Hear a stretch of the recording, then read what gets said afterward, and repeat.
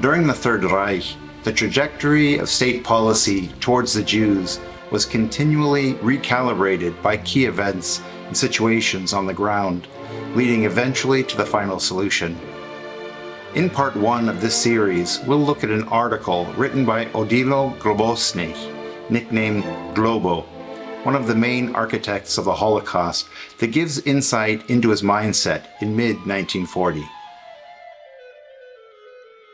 Plenty more episodes are planned for this groundbreaking series, which will integrate primary historical sources, including journals, newspapers, rare film footage, periodicals, and even unreleased diaries, so go ahead and subscribe to the channel. It's worth it, I promise. This is a 1939 and 1940 collection of journals that were produced for members of the various German security services, including the police, the SS, and the SD. These rare journals, almost impossible to find in complete collections, are an incredible resource for Holocaust studies. From the 8th year of the series, we're looking at journal number 9, from May of 1940. To put things into perspective, on May 10th, the Germans attacked west into France in the Low Countries. With the British evacuation from Dunkirk taking place just 16 days later, the Germans had every reason to believe that the war would soon be won. Victorious German troops would soon be marching down the street in Paris, and Hitler would arrive to sign the French surrender. The Germans were understandably confident that they would have plenty of time to establish their new order in the East. The article is titled Im Ghetto aller Ghettos, and was intended to justify the regime's brutal policies towards the Jewish population in the newly created general government in occupied Poland. It gave German security members stationed in the East an idea of what conditions were like on the ground. And for those with a little imagination, insight into what might be expected of them. On November 9th of 1939, Globočnik was appointed as SS and police leader in the Lublin District of the General Government by Himmler. But rather than being subordinated to the civil NSDAP authorities, as would have been customary, Himmler made him responsible only directly to the SS, which gave him near dictatorial authority. Himmler, of course, knew exactly what to expect from Globo. While stationed in Vienna at the end of 1938, he'd said, "I will not recoil from radical interventions for the solution of Jewish questions." This 1938 private footage, taken in Vienna, shows a woman being advised not to enter a Jewish-owned shop.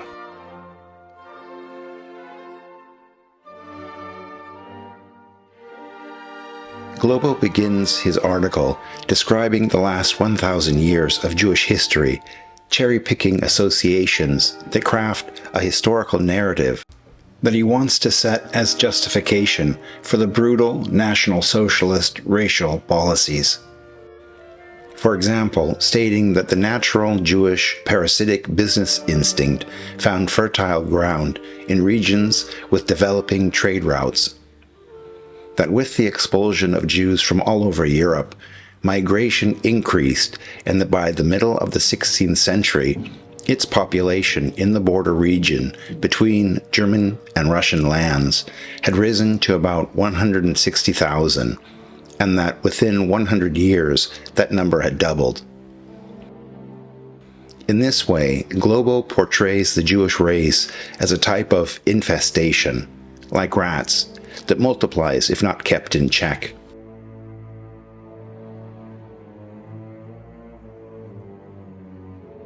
Globo goes on to state that the Jews gathered to create ghettos where they could live in their traditional manner without outside interference. This clever assertion implies that forcing them together now was actually nothing aggressive, but rather for their own benefit. It's an overt justification for German police officers who were involved in the ghettoization actions, which began as soon as the fighting in Poland had ceased. In fact, scenes of state-sponsored violence against the Jews, which became ever more frequent, reinforced the assertion that they really were better off isolated in the ghettos. Globo turns his attention to the present and focuses in on Lublin, which he's labeled the ghetto of all ghettos. He explains that during the 16th to 18th centuries, groups of rabbis governed the city, managing all things Jewish, but that their authority was not confined to Poland, but rather that their influence extended worldwide. He says that the Talmud school in Lublin, which taught the sacred scriptures, was the largest and most influential in the world. In other words, Lublin was the beating heart of all things Jewish.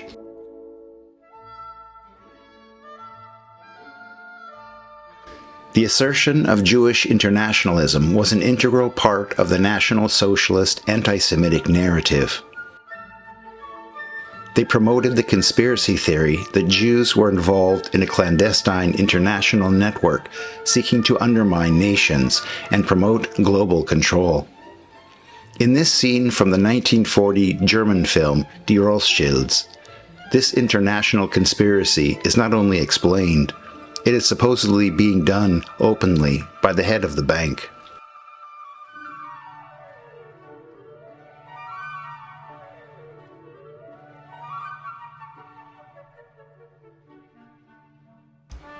Globo turns to the makeup of the population in occupied Poland, claiming that official numbers were being manipulated to hide the truth. For example, by allowing Jews to be baptized. He claims that 1 in 10 of all citizens is actually Jewish, coming to a total of about 2.5 million that were currently living in the general government, with most of them residing in large cities.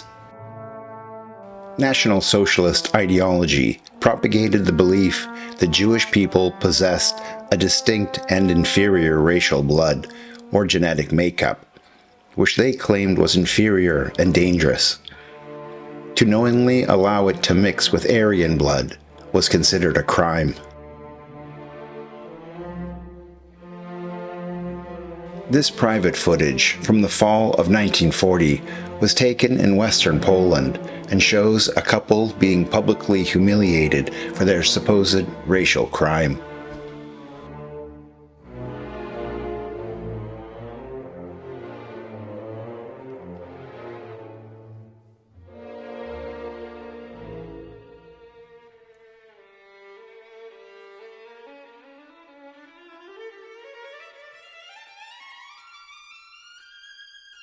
The stereotype that Jews were filthy and contaminated was a common theme in National Socialist propaganda. Of course, with all the layers of control in the hands of the occupiers, the sanitary conditions continually worsened, which in turn the Germans used as supporting evidence.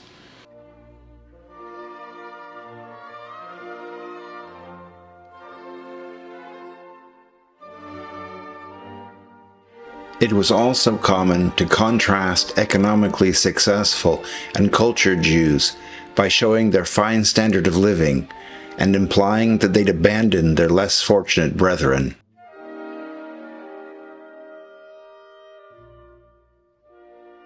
They were damned if they did, and damned if they didn't.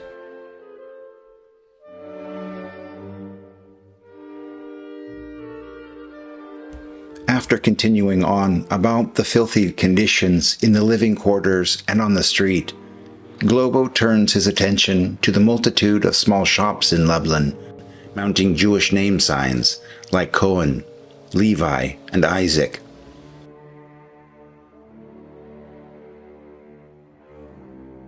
Seemingly insignificant, he warns the reader not to underestimate their threatening presence. Below Lublin's streets, there's a sinister underworld maze of sprawling cellars where vast hordes of goods are secretly stored. Protected by disease and darkness, this labyrinth is not easily dominated.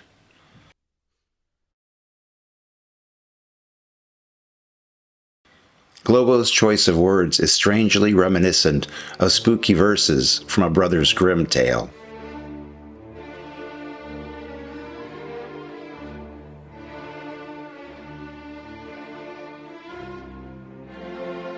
Having made clear the immense dimensions and dangers of the Jewish threat in the general government, Globo now gets to the meat of his message. He speaks directly to individuals that might be questioning the morality of certain orders. He states that, although the tasks at hand are unpleasant, the German soldier, being both energetic and decisive, can overcome most situations while encountering little resistance. Globo expands his message to state policy, including a slightly veiled threat, saying, "Unlike other colonizers throughout history, Germany has not needed to resort to direct or indirect policies of extermination." He's clearly not stating that a policy of extermination would be morally wrong, but rather that Germany has not needed to resort to such policies to date. On the personal level, Globo clearly had no such moral boundaries. On February 16, 1940, in relation to Jews being forcibly moved to the general government, he declared, "The evacuated Jews should feed themselves and be supported by their countrymen, as these Jews have enough food. If this does not succeed, one should let them starve."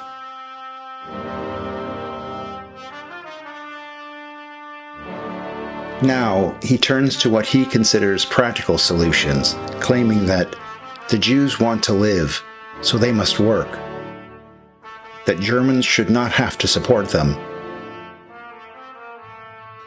Under Globo's direction, factories were set up where Jews were forced to work. He stresses the good working conditions and pushes back against claims in the foreign press that the workers were slaves in fear for their lives. He says that they take pride in their work and demand productivity from each other. This supports the stereotype that Jews were inherently lazy, that forcing them to work was somehow good for them.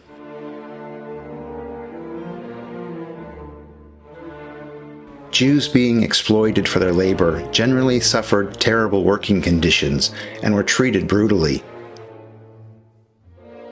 Propaganda films showing the well-being of such laborers was pure, well-choreographed fantasy. This propaganda footage was taken in Dąbrowa, Poland, in 1940. The full reel has a runtime of 10 minutes and 57 seconds and is available for Patreon channel supporters on military1945.com.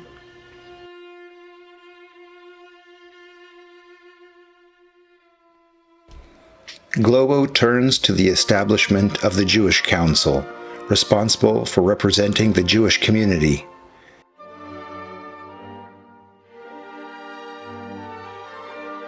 It was with this council that the German authorities communicated and organized the execution of policy.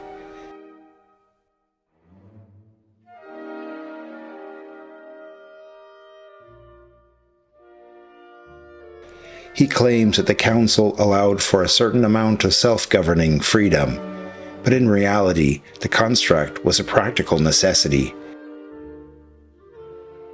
Without it, such a large population couldn't have been controlled by such a relatively small security force.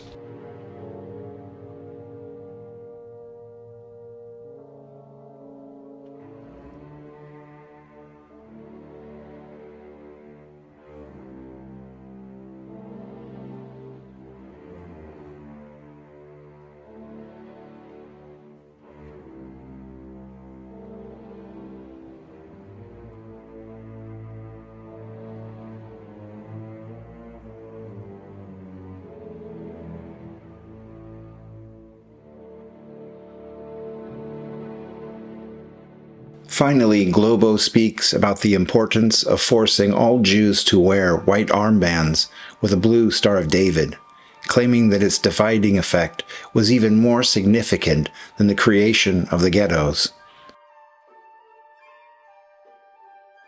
He says that the Polish population was grateful to finally have a visible marker identifying Jews in order to more easily avoid contact.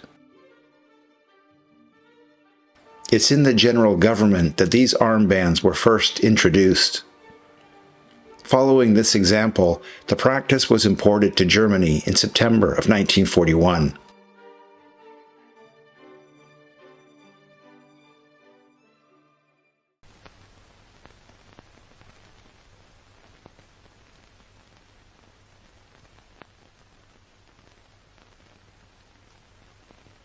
If you like this kind of content which integrates different primary historical sources, open a free account on our website military1945.com and stay informed. Patreon supporters preview all videos uploaded to YouTube and get regular access to footage that can't be shown here. Thanks for watching.